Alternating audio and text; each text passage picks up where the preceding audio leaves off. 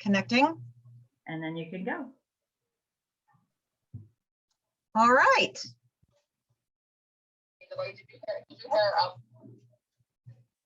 We are recording right now. So I am going to, it's 9:02. I'm going to go ahead and get going. Hello, everybody. I am Amy McGraw. And this morning, bright and early on this Saturday morning, we're going to be talking about essential oils and pets. The basics. These are just some basic things that you can do for helping out your fur members, furry friends of the family. So again, one of the things you want to start out with is whenever you're introducing oils to even a new person, just like a new person, you want to start slowly. With dogs in specific, and pretty much dogs and cats, but they have really incredible senses of smell. So don't open the cap. You're going to introduce it by just introducing the bottle itself to the dog or cat and let them sniff it. If they react negatively, back off, start licking their nose real quick, put their ears back, tuck their tail, those are all signals that they aren't happy, that they don't like the situation. So that's an oil that they're not going to like. So that's the first thing you want to do to introduce an oil to your pet. And when you do start using an oil, whether it's diffusing or you use it topically, you want to watch them very carefully for the first 20 minutes. And always have an exit. Always, when you're diffusing for yourself and your dogs like to share the space with you or your cats, make sure the door is open so that they can get out if it's too much for them or they don't like the scent. And also when you're introducing a new oil, you always want to dilute more than you would normally do. You can always add more oil, but you can't take it away once it's actually, like, especially topically or internally. And remember, each animal, each dog, each cat, they're individuals just like people, so they have different sensitivities. So please keep that in mind when you're doing this as well. So using oils aerobically, so this is basically diffusing. It's the most common method.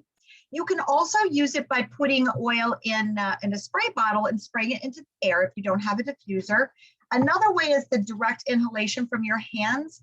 What's really, you're going to want to obviously dilute it in your hand and also let it dry a little bit before you introduce it to the pet so that they can get used to it and it's not quite so strong.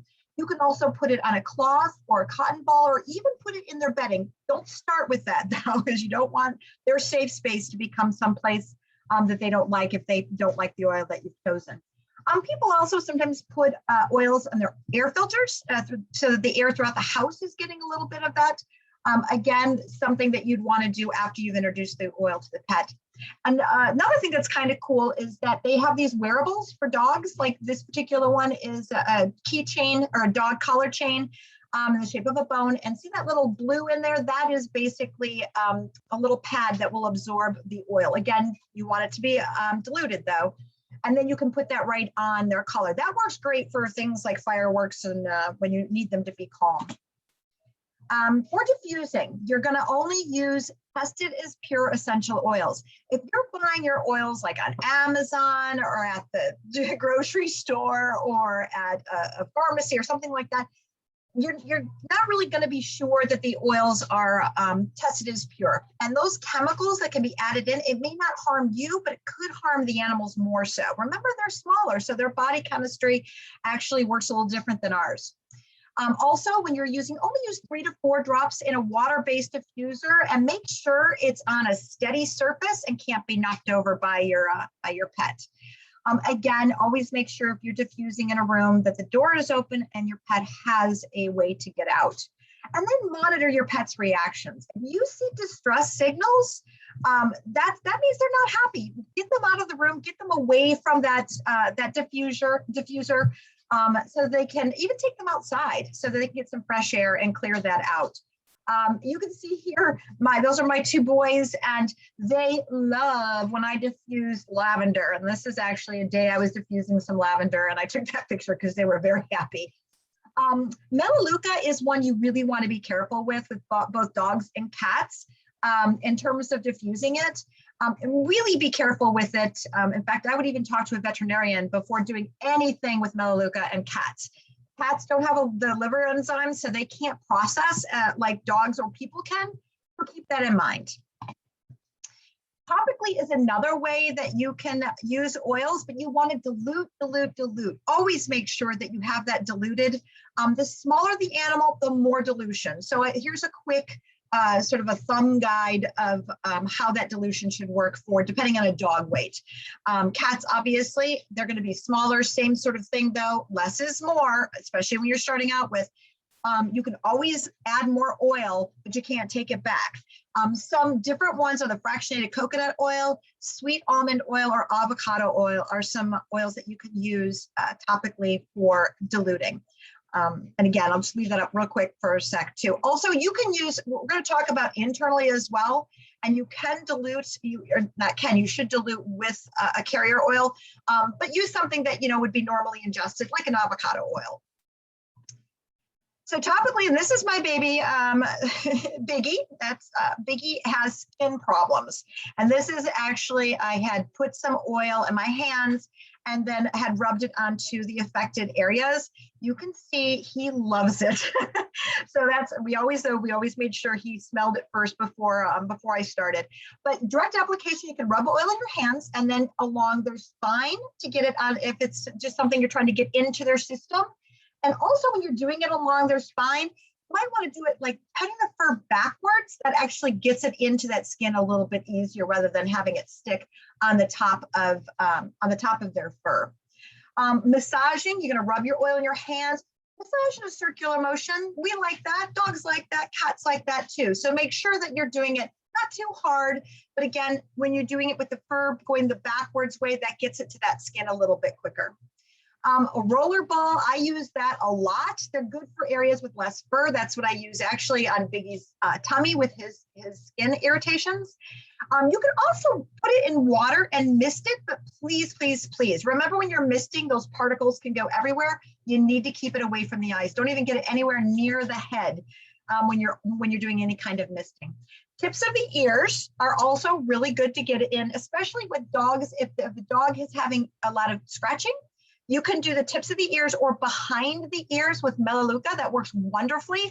Do not get it into the ears. You don't want any oils to be getting down into the ear canals.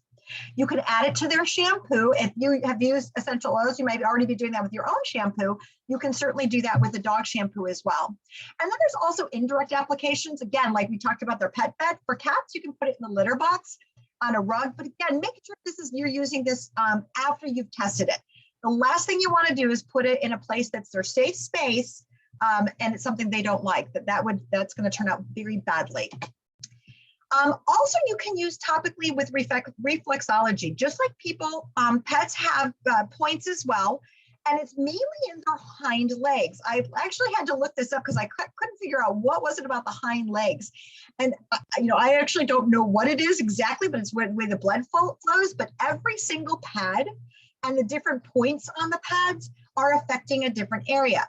This is Biggie's paw. Again, he was running around outside, but he also has tummy issues. So what I do with him is I have what I call Biggie's Tummy Relief. If you can see that bottle, that's what it says.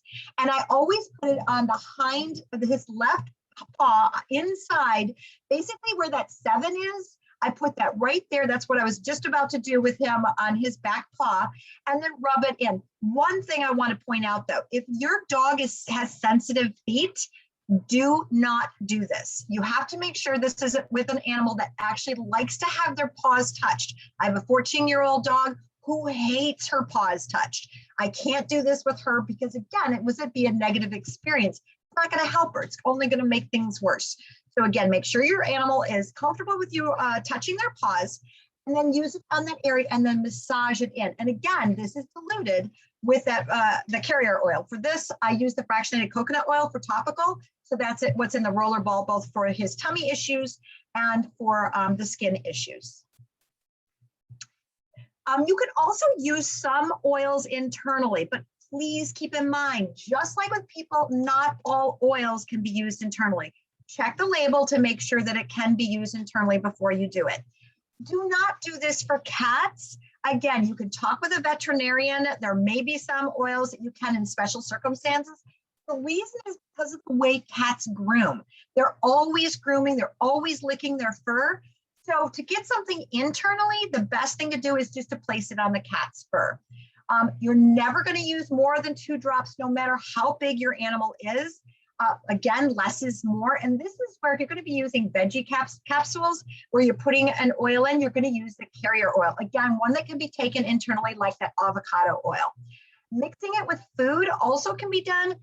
You can mix it with the carrier oil before you put it in the food, or I do it right. I put a drop in and then I put the carrier oil in and then I mix it in. It works really well with wet food. In fact, it works better with wet food.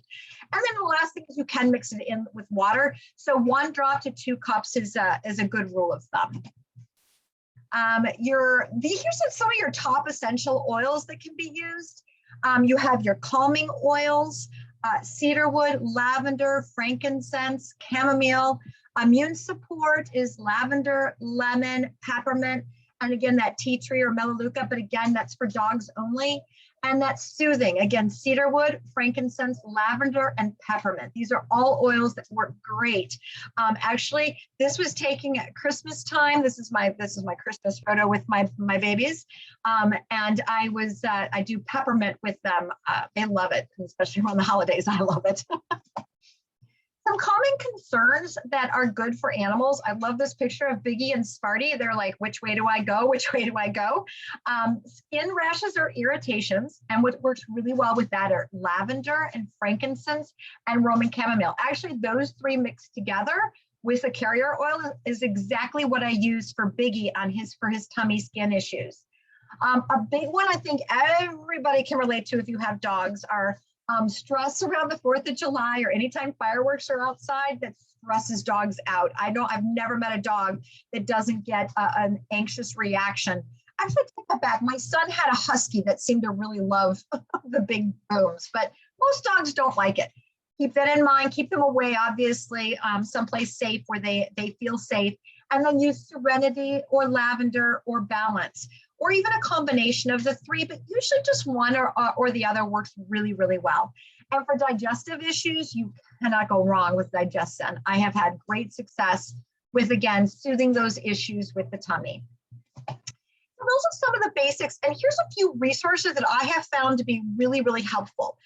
There's a book called Spoil Your Pet by a couple of veterinarians. That was the first book I went to when one day Sparty was outside and he came in and he was limping. No idea what he did.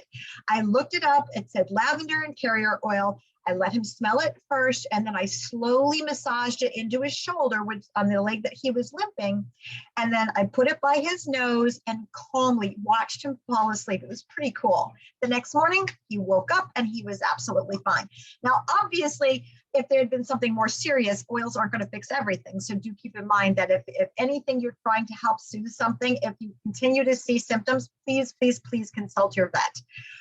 There's another book that's really fun. It's called Oils to the Rescue. It's all sort of fun animations throughout and sort of done by a family and a veterinarian. And that's a really fun one to have, especially if you're going to be going someplace. It's a great little book to pack with you. And then there's a wonderful Facebook group by the Essential Oil Vet. That's kind of how she's become known, Dr. Janet Rourke, and it's facebook.com/EODVM. That's Essential Oils of Doctor for Veterinary Medicine. So that is really, it's a real quick, I just wanted to give you some basics this morning. If you have any questions, I know there are some people who are going to be watching this afterwards. I wanted to make sure you had my contact information. So I'm Amy McGraw, and it's kind of a funky email address. It's aleahymcgraw, ALEAHYMCGRAW @gmail.com. And then mydoterra.com/AmyMcGraw1 is where you'll find my doTERRA page if you want to pick up any of these oils for yourself. And that is actually all I have. We don't have any questions. So we're going to go ahead and to stop this, and I hope everybody has a wonderful day.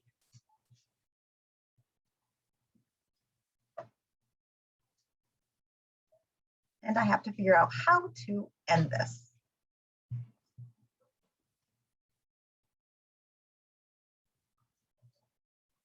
All right, if somebody can help me, I don't know how to end this. Click click the, it should be up in the top left. You should be able to see a little box up there like a square, or you can find it in the bottom line.